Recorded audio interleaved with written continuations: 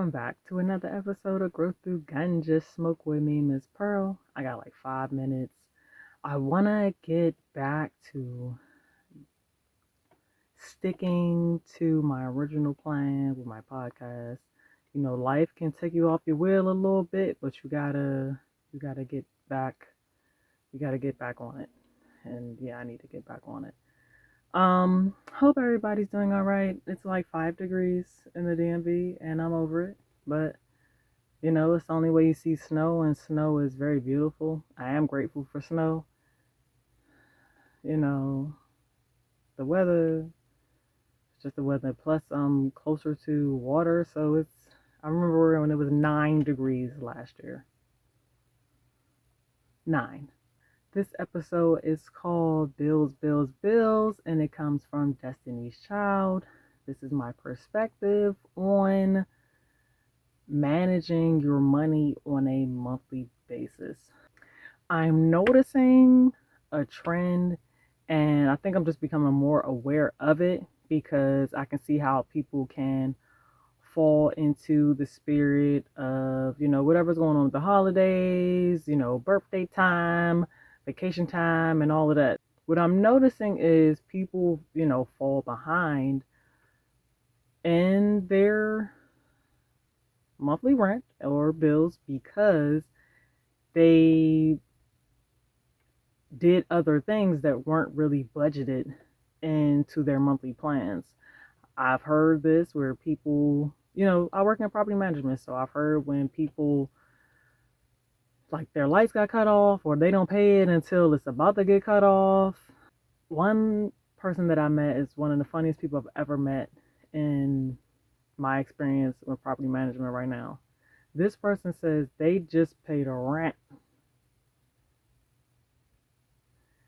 Not the late fees, but the rent, the base rent. And when I say it tickles me to my spirit, it is one of the funniest things, but it's also fair. Like, person went in front of a judge.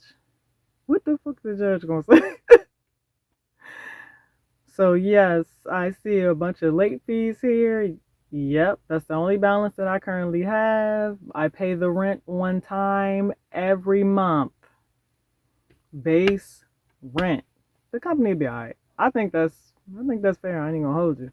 But since rent is due at a certain time of month, and it could be your largest bill, right? Most of the time, rent mortgage is your largest bill. And then after that could be your car note. Then the bill after that is what? Utility. All the utility bills. Because most places aren't paying for utilities anymore because people didn't pay their rent during SMOVID. And a lot of those people, a lot of those companies, a lot of those properties are still recovering from all the money they lost when people stopped paying their rent during SMOVID. And people was getting big bread, and you see what they did with it, right? Like, I'm mentioning this because all this shit goes together. Anything with money, like, this is my continued perspective on money. So yeah, back to what I was saying. This person can say that they paid the rent. So we got rent, car note, utilities, food.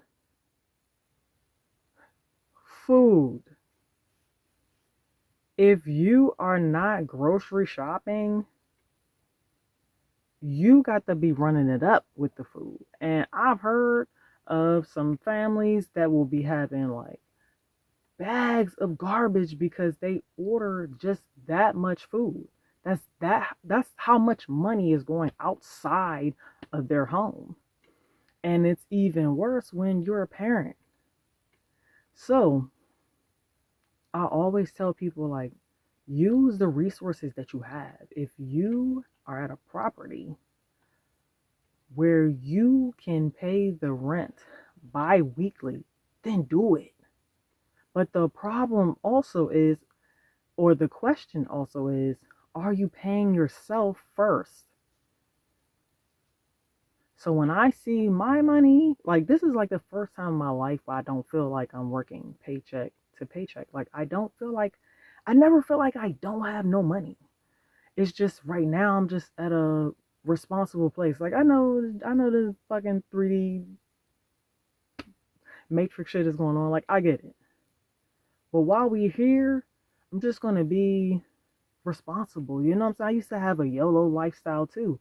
I used to try to be a mother for 5 minutes, go out for an hour, and do all this other wild shit. And I would just blow my money living in the moment. And the same bills are due around the same time every month. So, like I tell people, use your resources. If you know that you need a little bit more money and space, in your finances to be able to go out here and there, or you got to buy some new shoes or something, you got to fit stuff in there, find out if you can pay your rent bi-weekly. Ask about fees, ask about whatever. Ask all the questions you need to ask. But at least if you cut that in half, then maybe you can pay other bills without feeling like it's just all hitting you at one time. Because people can struggle a bit in the beginning of the month because they pay their largest bill, which is for shelter. And then, you kind of struggling a little bit in between that. Or maybe you're not. But if you aren't paying yourself first, eventually something's going to catch up, because the pay yourself first money, that's the money that you give into yourself. Now the rest of the money is what you're giving to everything else. Just let the money you give to yourself stack up. You choose what that percentage is every time you get money. Is it 5%? Is it 10%? Is it 20% of money you receive? You set into the side, and then, trying to manage your life through the rest of it until you get to a place where you don't need so much money to manage. And you could save a little bit more. And I tell you, save money come in handy when stuff happens. Okay? So if you're not paying yourself first, then pretty much anybody can fuck with your money. Because look at how you just blowing it away. Especially parents. I've been a parent where I was spending money in a moment, and then I'm frustrated over the next couple weeks, and then my raggedy ass car is dead, and I gotta get to this job, and I gotta go over here, and I still gotta eat, and you know what I'm saying? Like, look at how much it will cost you to go to the groceries versus buying them all that bullshit or going out all the time. People, and you gotta listen to people who have good relationships with money and can talk about it, like a podcast or something. Like, I listen to Eric Thomas. Y'all know I listen to Eric Thomas all the time, pretty much every day. So when I hear how he talks about money and his relationship with money, it makes me reflect on my years with my relationship with money. I remember when I wasn't getting none of them stimulus checks. We was talking about that earlier today at work. I wasn't getting none of them stimulus checks. And I damn sure wasn't about to get the jab neither. Y'all all right out there? No, I wasn't. So what really did it for me, if I'm going to be honest, what really motivated me to better my relationship with money was when I ended up on food stamps. Like the shame, it's a different type of shame when you recognize that you came first and then you do this. Once they sent the recertification papers, I was tossing them bitches in the trash. I was not. I said, we just gonna all be a little hungry around here. But I did learn. I did begin to come up with more ideas, start practicing better spending habits. I was like, man, I don't have to spend all $752 day one. But it was because of what I saw coming up. That's how I saw people on food stamps spend money. They would blow all of it in the beginning. And then, a couple fries left in the bag the last week before the next set of food stamps hit. But, You need to give yourself some grace. Like, you can breathe a little easier, and it's a lot less stress when you can better manage your time as well.